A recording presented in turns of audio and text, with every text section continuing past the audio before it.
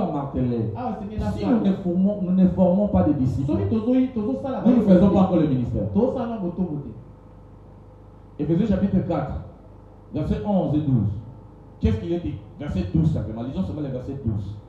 Verset 12. Quelqu'un peut avoir sa Bible ouverte pour qu'il nous permette de lire rapidement, afin que nous ne traînions pas souvent. Mais je vais juste paraphraser. Nous connaissons le texte. Il a appelé, il a fait des uns, des apôtres, des prophètes, des docteurs, des évangélistes, des pasteurs. Pourquoi? Pour le perfectionnement des saints.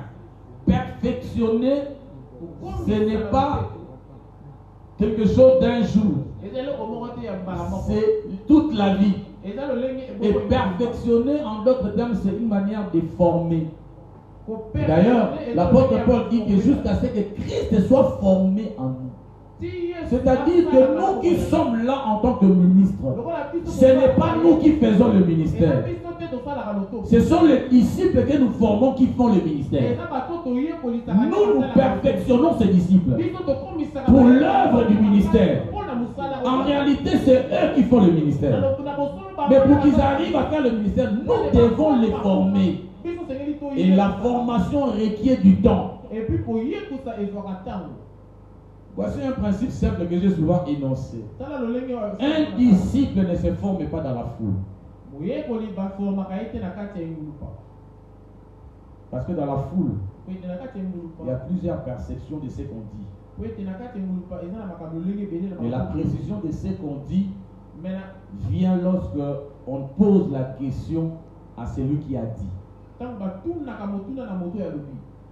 Jésus, en tant que faiseur de disciples, il prêchait les foules.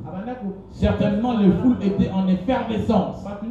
Il criait jusqu'à ce qu'un jour, une dame a crié: heureux les saints qui t'ont allaité.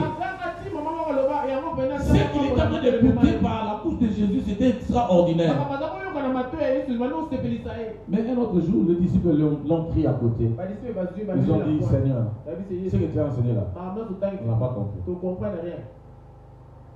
Pierre, Jean, Jacques, André, tous ces gens-là, ils ont dit: Jésus, on n'a pas compris ce que tu as dit là-bas.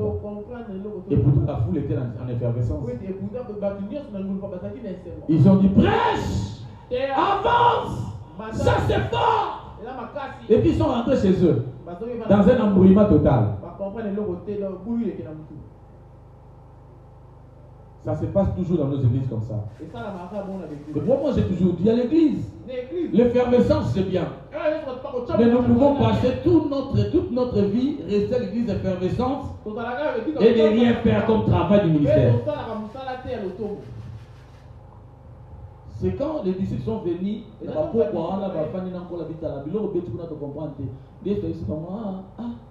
bon, vous en expliquez nos paraboles. Mais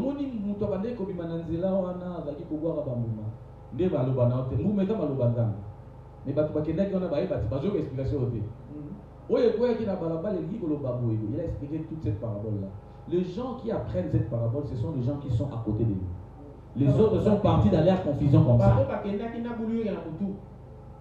Alléluia. Amen. Alléluia. Amen. Si donc vous n'avez pas le temps de rester avec vos disciples, pas dans la foule, vous les prenez en aparté, vous les catégorisez.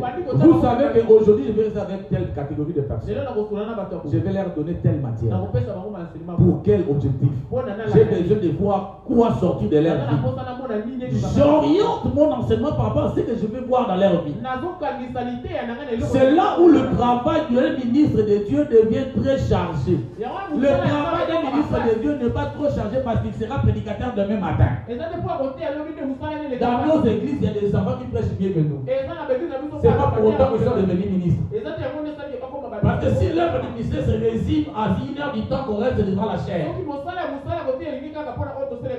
j'ai tendance à dire que c'est le travail le plus facile à faire.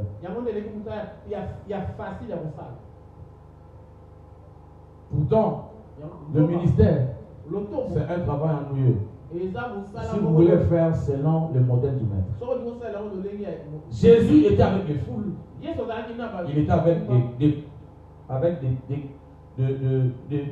des petites personnes, des petits groupes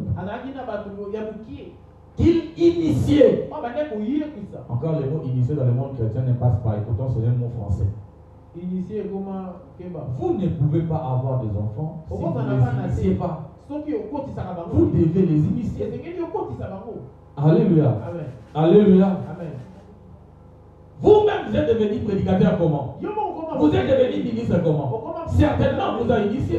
Pourquoi vous ne voulez pas initier les autres? Soit moi dans mon corps, mi balé ni ça, vous m'attendez dans mon bomba. Ok, 5h, besoin de 18h. Aïe, moi, il va s'enlever là, on va foutre dans ma bologo ya sé. Na sé dit ton tu pourquoi? Attention, vous y d'ici l'autre, il y a moi mon niveau ozo vibrer la prière, sans modérateur. Sans fond musical. Vous avez foutu 5 heures, Chalo Kadaya Kasaka. Batacha Tikouzer, Moutoke Toni. Au tindi et sujet de prière. Attends le gars, il y a la prière.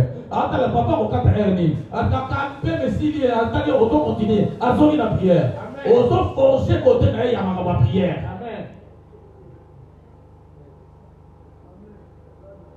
Nous comme sous nos yeux, quand vous êtes là, la nenda. À mon nom, on est au 4 abapouki. C'est une initiation. Et ça, le ligne a beaucoup dit ça. Alléluia. Amen. Un autre jour, tu t'assois là, tu lui dis, pose-moi des questions qui te passent dans la tête. Tout le monde a mis tous les légumes dans le tout. De tout. Il te pose des questions. Les réponses que tu vas avoir, tu réponds. Oh, c'est ça au prochain numéro. Amen. Ça te permet même de voir comment il réfléchit celui-ci. Et comment même tu peux l'orienter.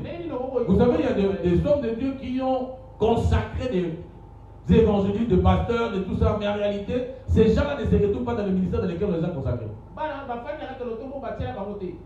Simplement parce que tu as une mauvaise perception de la personne que tu es souvent avec lui.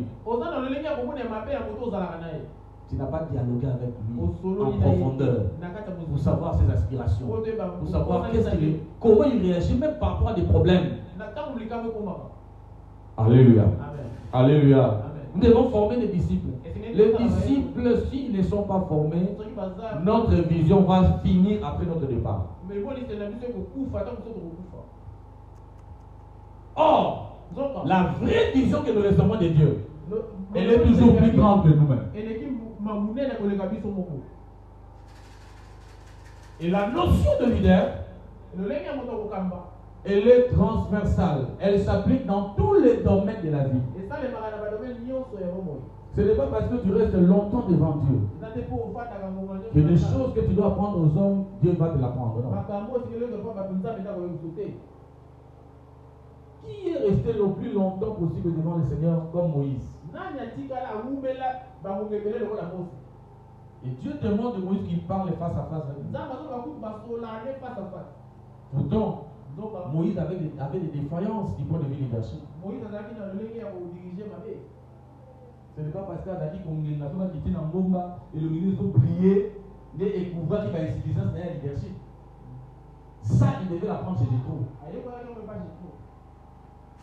Un jour, Jétro est venu voir Moïse et sa fille, certainement. Et puis il reste avec sa fille du matin au soir.